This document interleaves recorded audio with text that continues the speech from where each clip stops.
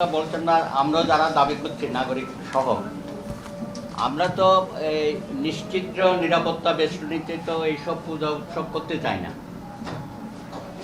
তারা অবশ্যই আমাদের দেখভাল করবে, কিন্তু অতিরিক্ত কিছু করতে গিয়ে আবার সাধারণ জনগণের মধ্যে যেন বিশত ভক্তকুল যারা বিভিন্ন মণ্ডপে যাতায়াত করে পরিবার পরিচয়, তাদের মধ্যে যেন একটা ভয়ভীতি সৃষ্টি না হয়, সেই ব্যাপারে একটু লক্ষ্য রাখতে হবে। একই সঙ্গে আমি বলতে চাই, বাংলাদেশের সকল রাজনৈতিক দল তারা যেভাবে প্রত্যেক দলের পক্ষ থেকে বিভিন্ন পাড়া মহল্লায় থেকে শুরু করে বিভিন্ন পূজা মণ্ডপে তারা সম্পর্ক রাখছে, বিভিন্ন প্রতিনিধি দল সেখানে নিয়মিত যোগাযোগ করছে, খোঁজখবর নিচ্ছে এবং আলাদাভাবে তারা বিভিন্ন এলাকায় সম্প্রীতির সমাবেশ করছে।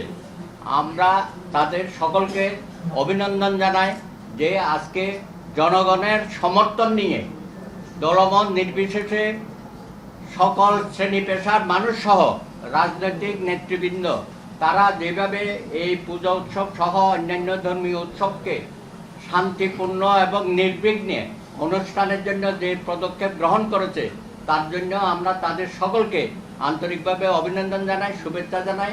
আমরা আশা করব আগামী দিনও এই সাম্প্রদায়িক সম্প্রীতির যে পদক্ষেপ এবং বাণী প্রচার করা হচ্ছে সেটা অব্যাহত থাকবে। একই সঙ্গে আমরা বলবো যে পূজা মণ্ডপে আমাদের জাতীয় নেতৃবৃন্দ সহ বিভিন্ন শ্রেণী পেশা আমলা থেকে শুরু করে আইনশৃঙ্খলা বাহিনী এখানে আসেন, তারা সব সময় সম্প্রীতির কথা বলেন, কিন্তু আমরা দাবি করব এই সম্প্রীতির যে আপনারা আহ্বান জানান এটা যেন বছরের 365 দিন হয় এবং এটা মসজিদ, পেগোডা, মন্দির শুধু না, সকল জায়গায় যেন এই আওয়াজটা আপনারা তোলেন। বিশেষ করে প্রতি শুক্রবারে যে জুমাবারে খুতবা করা হয়, সেই খুতবাতেও আপনারা যেন সকল মসজিদে ধর্মীয় সম্প্রীতির এই আহ্বানটা আপনারা পৌঁছে দেবেন বলে আমরা আশা করি। তবে বাংলাদেশে আমরা যে নতুন করে যে সংস্কৃতি চালু করছি, যে যেখানে ঘটনা ঘটবে সেখানে যাতে সকলকে আইনের আওতায় আনা হয় এবং বিচারে সোপর্দ করা হয়। কারণ গত 54 বছরে বাংলাদেশে একটা বিচারহীনতার যে অপসংস্কৃতি চালু হয়েছিল, সেখান থেকে জাতিকে মুক্ত করার জন্য আজকে সেনাবাহিনী সহ আইনশৃঙ্খলা বাহিনী তাদেরকে আরও কঠিন এবং কঠোর পদক্ষেপ নেওয়ার জন্য আমরা দাবি জানাই। ইতিমধ্যে আপনারা জানেন যে পুলিশ বাহিনী তারা একটা নিজস্ব অ্যাপস তৈরি করেছে দুর্গাপূজাকে কেন্দ্র করে। র্যাব তারও বিভিন্ন অঞ্চল ভিত্তিতে অ্যাপস তৈরি করেছে এবং এই পূজার সিকিউরিটির প্রশ্নে আরও একটা অ্যাপ তারা তৈরি করেছে এবং সেখানে সমস্ত পূজা মণ্ডপের নেতৃবৃন্দ সহ আমাদেরকেও তারা সম্পৃক্ত করেছে। এবং সেনাবাহিনীর যে সমস্ত ক্যাম্প বিভিন্ন জায়গায় আছে তাদেরকেও আমরা অভিনন্দন জানাই। তারা তার এলাকায় যে সমস্ত পূজা মণ্ডপ আছে আমাদের সহ সেই সমস্ত নেতৃবৃন্দের সাথে তারা নিয়মিত যোগাযোগ করছে, বৈঠক হচ্ছে। আশা করি এইবার পূজাতে সারা দেশের 18 কোটি মানুষ ঐক্যবদ্ধভাবে আমরা এই আনন্দের সাথে নিজেদেরকে সম্পৃক্ত করব। যেখানে বলা হচ্ছে ধর্ম যার যার উৎসব সবার, এই যে একটা অমোঘ বাণী বাংলাদেশে আমরা চালু করেছি, সেখান থেকে আমরা বেরিয়ে ধর্ম যার যার রাষ্ট্র সবার, সেই লক্ষ্যে আমরা সকলে ঐক্যবদ্ধ থাকব। আর একটা দাবি জানাবো ছোট, আপনারা পরিবহন খাতে কিছু অতিরিক্ত ব্যবস্থা নিয়েছেন। বিশেষ করে রেলওয়েতে আমরা শুনেছি তারা বেশ কয়েক জোড়া ট্রেন বিভিন্ন জায়গায় যাবে, প্রত্যন্ত অঞ্চল সহ। একই সাথে মেট্রোপলিটন সিটিতে মেট্রো রেলের এই যে রাত 9টা বা 9:30টায় বন্ধ করেন, এটা রাত 11টা পর্যন্ত এটা যেন চালু রাখা হয়। অন্তত ঢাকা শহরে যেহেতু অতিরিক্ত ভিড় হয়, সেই জন্য এই মেট্রো রেলের ব্যবস্থাটা যেন রাত অবধি রাত 11টা পর্যন্ত চালু রাখার জন্য আমরা দাবি জানাচ্ছি। এবং নিরবিচ্ছিন্ন বিদ্যুৎ বিভাগকে বলবো, বিশেষ করে ফজল কবির সাহেবকে ধন্যবাদ জানাই। তিনি আমাদের খিলগেটের যে দেবত্বের সম্পত্তি বেদখল হয়েছিল সেটা তিনি ছেড়ে দিয়েছেন, বিদ্যুৎ তার অধীনে আছে। তাকে জানাবো যে আপনি নিরবিচ্ছিন্ন বিদ্যুতের ক্ষেত্রে আপনি কঠিন এবং কঠোর পদক্ষেপ নেবেন এবং সমস্ত জায়গায় আপনি এটা জানিয়ে দেবেন। আমি ওইখানে একটা লাইনে উল্লেখও করা হয়েছে, আসলে এতটা বেড়েছে এটা বোধহয় এর মধ্যে একটি বিষয় আছে। গত বছর যে সংখ্যাটা দেওয়া হয়েছে তার মধ্যে আমরা পরে খবর পেয়েছি ওই ঘটে যেগুলো পুজো হয় বা পারিবারিক বহু পূজা, আমরা তৎকালীন সময়ের কারণে এগুলো অন্তর্ভুক্ত করতে পারিনি, যার ফলে এই সংখ্যাটা কম রয়ে গিয়েছিল। এই হাজারখানিক বেড়েছে হয়তো, এটাই সঠিক হবে।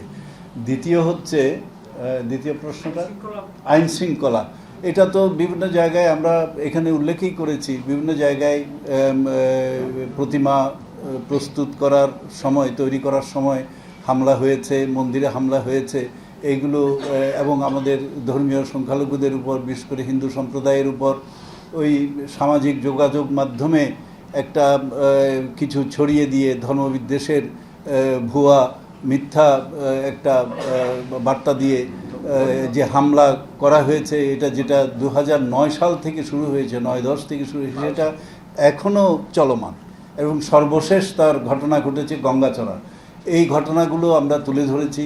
আমরা স্বরাষ্ট্র উপদেষ্টা মহোদয়ের সঙ্গে যে উচ্চ পর্যায়ের বৈঠক হয়, সেখানে সব সংস্থার প্রতিনিধিত্ব ছিল, সেনা, নৌ, বিমান বাহিনীর প্রতিনিধিত্ব ছিল এবং সবার সামনে এই বিষয়গুলো আলোচিত হয়ে তারা আমাদের বলেছে যে আমরা এটা কঠোর অবস্থানে থাকব, আমাদের আশ্বস্ত করেছেন।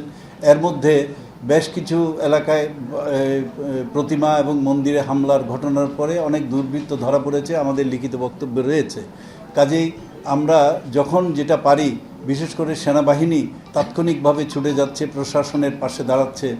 তো আমরা এটাই চেয়েছিলাম যে হামলা দুর্বৃত্তরা করতেই পারে, কিন্তু এটার বিচার হচ্ছে কিনা, দুর্বৃত্তরা ধরা পড়ছে কিনা, এটাই আমাদের আমাদের দেখার বিষয়।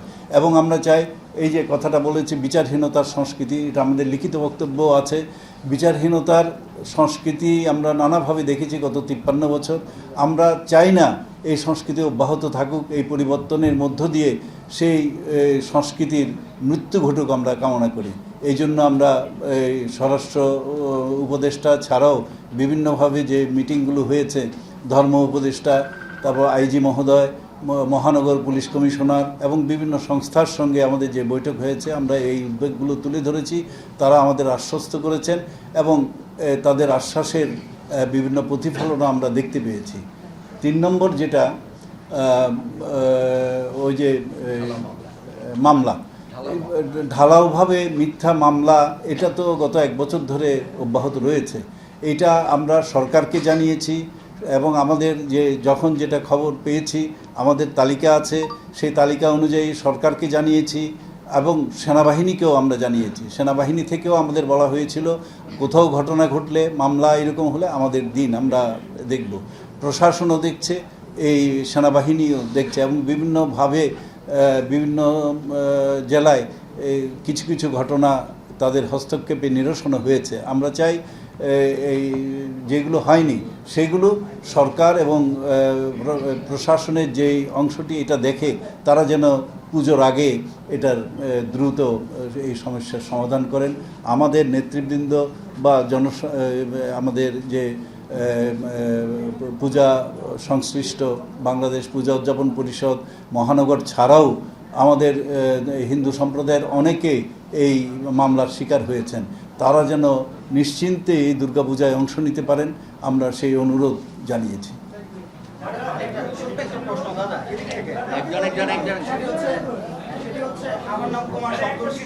এই একজন হতেই পারে, কিন্তু আমরা বিভিন্ন জেলায় এবং ঢাকায় যে সমস্ত স্থানে বিসর্জন দেওয়া হয়, বিশেষ করে প্রধান বিসর্জন স্থল হচ্ছে আমাদের বুড়িগঙ্গা, এইগুলোতে অত্যন্ত সুন্দর ব্যবস্থা গতবারও ছিল, এবারও সরকারের তরফ থেকে এটা করা হয়েছে এবং বিভিন্ন সংস্থা এটা সহযোগিতা করছে।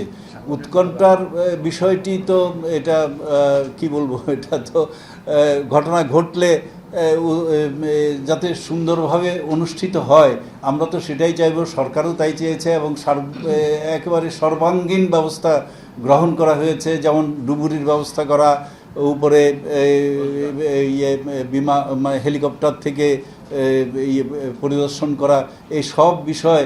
আর সবচেয়ে বলা হয়েছে, ডুবুরির ব্যবস্থা তো বলেছি, সবচেয়ে বড় ব্যবস্থা যেটা অ্যাপের কথা বলেছে, এটা আসলে সেনাবাহিনীর তত্ত্বাবধানে এই অ্যাপ তারা তৈরি করেছে এবং গতবারে ছিল এই অ্যাপের মাধ্যমে কিন্তু তাৎক্ষণিকভাবে কোনো ঘটনা ঘটলে এটা জানা যায় এবং দৃশ্যমান ব্যবস্থাও গ্রহণ করা যায়।